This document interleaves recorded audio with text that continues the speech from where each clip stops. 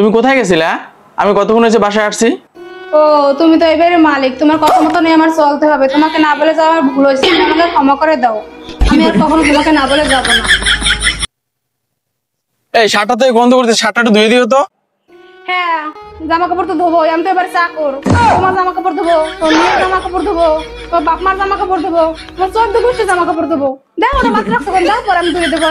হ্যাঁ, কেমন আছো? এই চুপ করো না, একটু আস্তে কথা বলো, দেখতেছো তো কাজ করতেছি। হ্যাঁ, আস্তে তো কথা বলবোই। তোমার মার জন্য তো 5 বছর ধরে চুপ করেই আছি। কি এত দেখো সারাদিন? হ্যাঁ, রিমোটটা একটু দাও তো, খেলা দেখি। হ্যাঁ নাও, আমার বাবা তোমাকে তো বিয়েতে টিভি দিতে পারেনি, তুমি যেটা দেখো সেটাই তোমার দেখতে হবে।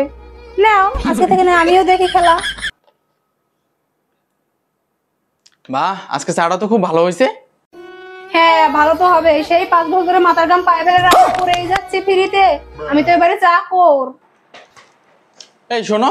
হ্যাঁ, তোমাদের কথা তো শুনতেই হবে। তোমার কথা, তোমার বাবা মার কথা, তোমার 14 গোষ্ঠীর কথা, সবার কথা শুনে চলতে হবে। হ্যাঁ, আমার তো মায়েরও খেতে হবে।